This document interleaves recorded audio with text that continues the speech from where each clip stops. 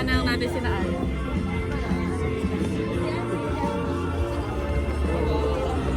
Makakatakas ka.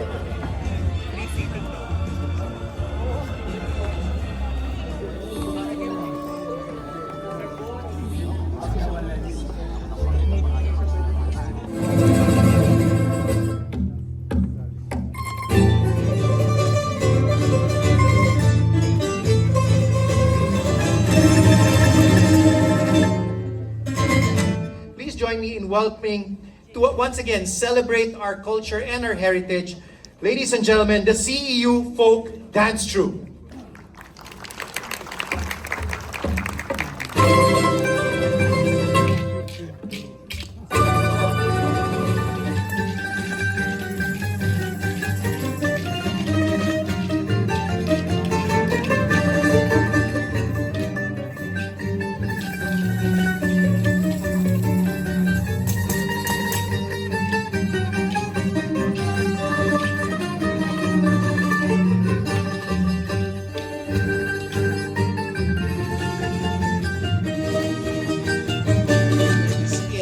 In telling stories, Filipino. And from the open category, let's see them.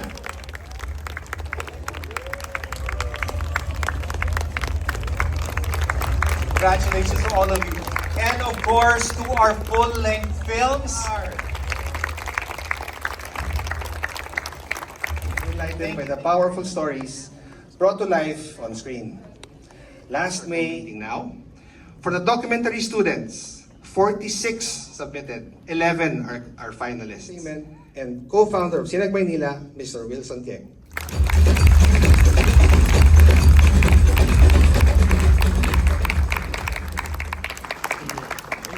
Sinag Maynila 2025, an overwhelming success. From the visionary filmmakers that share their incredible stories to the dedicated aming 7th edition ng Sinag Maynila International Film Festival. This award is being given for portraying a quiet teen to an erupting man challenging the norms of society to express one's identity. And the special citation for best performance in the student short film is Philip Altejos for his role in Boy.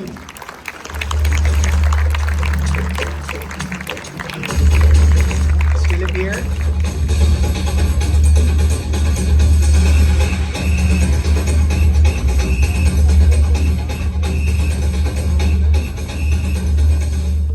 Hello po, good evening.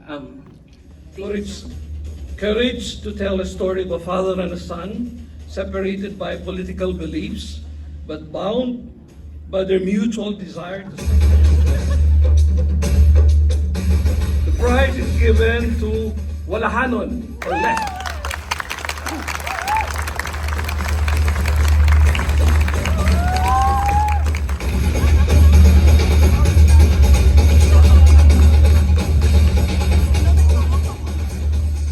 Hello, good afternoon po everyone. I am Crystal Tade, the writer and director of Walahanon Film. I would like to thank Sinag Maynila for this opportunity and especially To announce the winners for the best student Boy, Luke Del Castillo.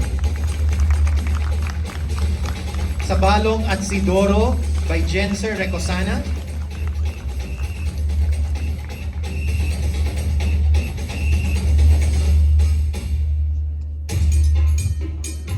Sige, let's start again.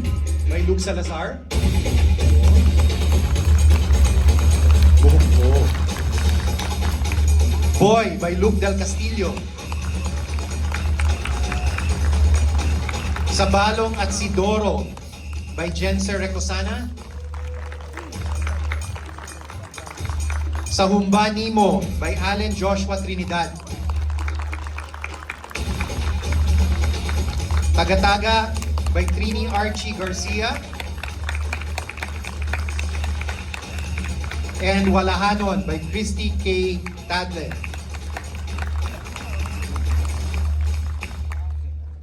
This film is a bold and visually inventive work that distinguishes itself through its experimental spirit and unconventional storytelling. Through narratively elusive and at times enigmatic, the film thrives in its imaginative use of production design and visual metaphor, revealing a filmmaker unafraid to take risks. What begins as a seemingly simple premise unfolds into a surreal and thought-provoking exploration of desire, instinct, and inner resolve, all conveyed through a distinctive point of view.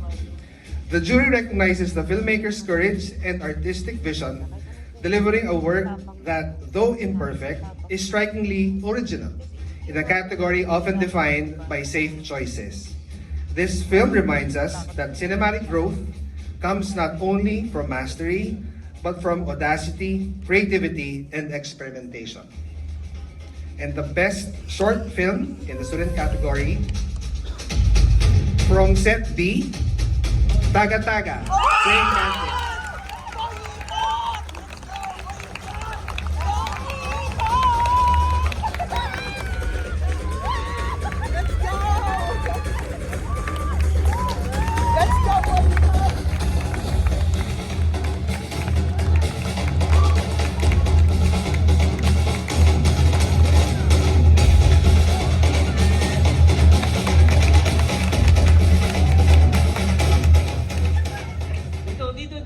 Dito. Hindi po ako sinabihan na isasama ko yung lahat ng tao behind Sinag Maynila. Paano ba? Deserve ko ba to? Yes! So yun nga, thank you sa lahat-lahat. Syempre sa prod ko, hindi nangyari to kung wala sila. Sa lahat ng tumulong sa film, Marga Film Festival.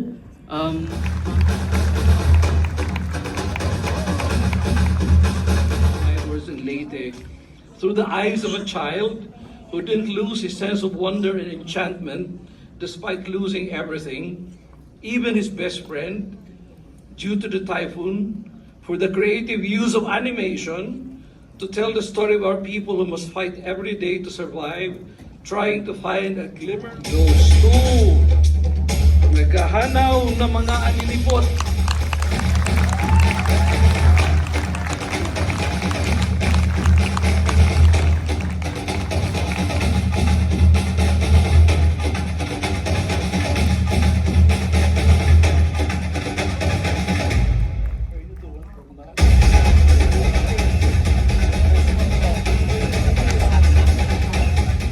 But I do have a note from him.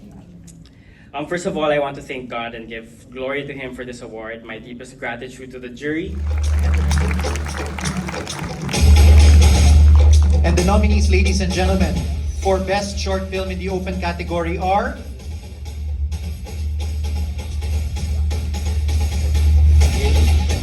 Defectiveness by Jalen Buenaseda. That's Defective. Lip Sync Assassin by John Galvez. Muli Ka Na, Bernie Emerly by Shane David. Open Time by Mark Moneda. Si Sir Kag-Agamay na Bata by Seb Valdez. Sa Pwesto ni Pistong by Benjo Antuna. Ang Gadya Sang Suba by Daniel de la Cruz. Naghahanaw ng mga aninipot by JP Corton.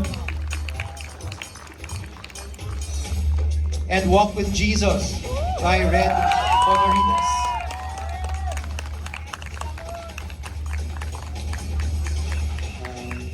Congratulations sa lahat ng nominees. Open category, Best Short Film. This short film stands out as a masterfully crafted film that delivers a chilling and powerful allegory of pressing. Ang Gadya Sang Suba, The Tale of the River Monster.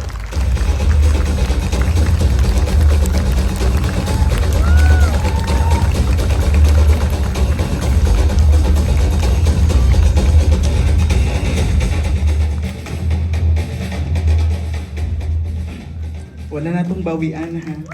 Kanya, makaistorya pa kami sa madamo. Hindi lang ini sa ka-recognition, ini isa man ka kahigayunan pa para mapalabot paginamo ng amon nga sintas kag mensahe sa madamo nga mga pumuluyo. Kayo na po mag-translate. Special citation for documentary student. Goes to daungan ng mga naghihintay.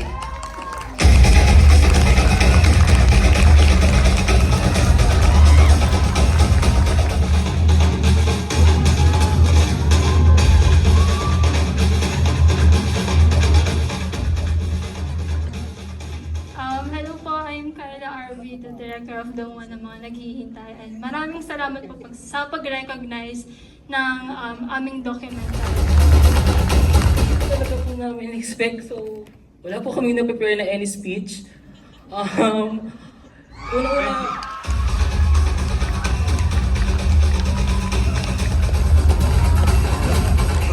Hindi po namin ito yung na-expect, pero may handa po akong speech. Nag-note lang naman po ako ng mga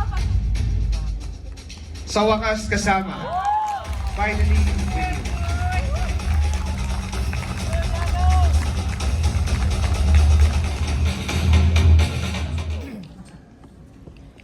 Ginawa ko tong docu na to kasi nakaramdaman ako ng sakit, nakaramdam ako ng galit, nakaramdam ako ng takot.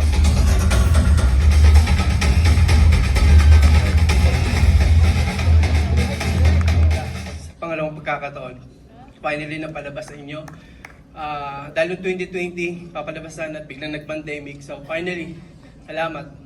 The lead under the open category goes to, from set A, Oscar's Recipe.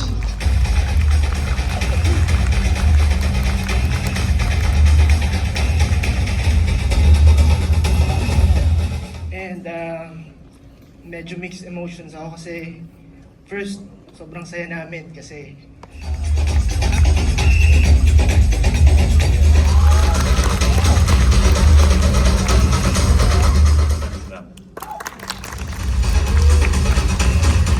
Sa Sinag, Maynila.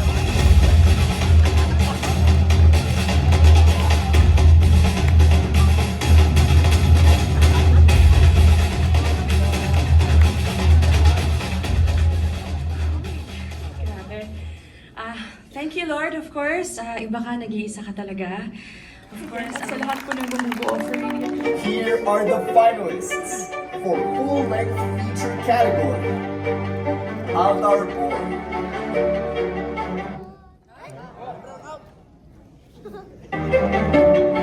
Gandhi.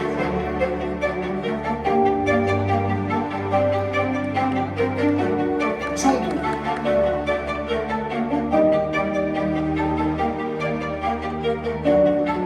Madawag ang landas sa matubong pag-asa. Zelda 3.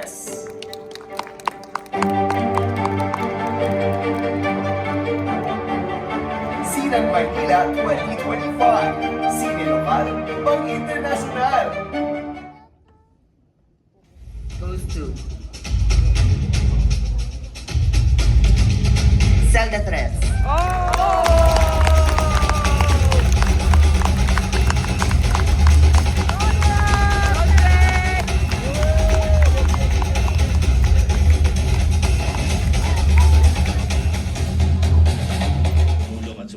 sa Zelda 3 sa pamumuno ng production staff and mga artista na sumama sa pagbuo namin ng Zelda 3. Nandito po si JM, nandito po si Eric Ramos, ang aming writer, at si Jeff, ang aming editor. Maraming salamat po sa inyong lahat. Congratulations.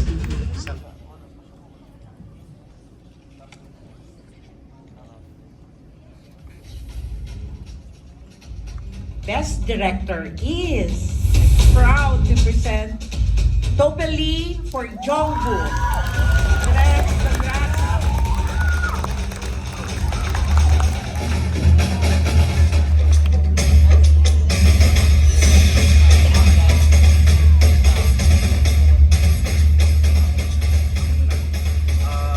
Good evening everyone. Para sa best film, Sa pelikulang ito, isinasalarawan ang buhay ng isang maliit na bayan at kung papaano inaharap nito ang hapis at paghihirap at tuloy na ipadama ang mga araw-araw na sigalo. Ang best film ay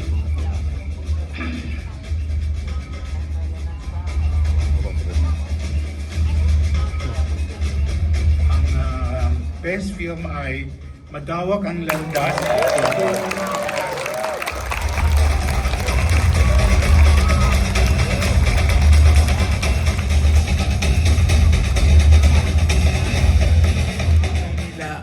Maraming salamat.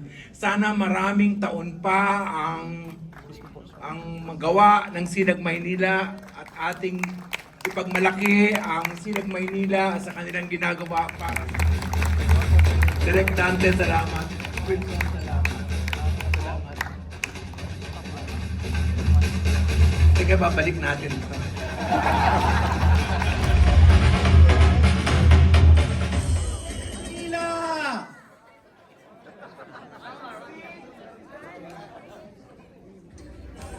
Oh, may request daw, may 2025 daw. Okay, Sinag Maynila 2025. Ready in 1, 2, 3.